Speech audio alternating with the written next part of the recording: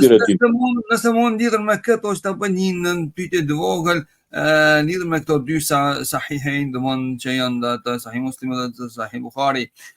Përderisa gjejmë në to hadithe të cilat nuk janë mos të nuk janë të vërteta, po të paktën nuk janë janë të dobta. Ekzistimi i haditheve të dobta në një sahih që është i vërtet, a e zbej domthonë faktin domthonë që këto janë sahih vetëm pse nuk kanë vetëm se do të brendësinë e tyre ekziston disa hadithe që nuk janë aq të sakta apo janë të dobta? Jo, shiko. Jo, nuk e prish, edhe nuk as Buhariu, as Muslimi nuk kanë përmbledhur në koleksionet e tyre hadithe që nuk janë të sakta.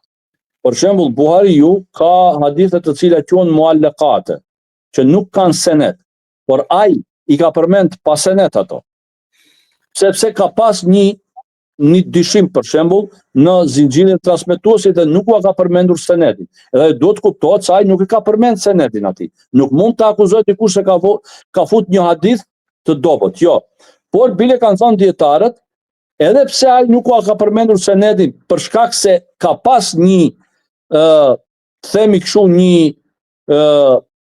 dyshim apo diçka nuk është plotësuar sipas kritereve të tij. Megjithatë, teksti i atij hadithit është vërtetuar përmes rrugëve të tjera. Kështu që në këto dy koleksione nuk ka hadith i cili mund të gjuhet dhe thuhet jo, ky nuk pranohet, sepse vërtetësia e tij çdo herë pra është vërtetuar edhe përmes burimeve të tjera. Mund të thuhet se ka disa që kanë nevojë të sqarohen. Sqarohen. Kupton? Ka për sqarim.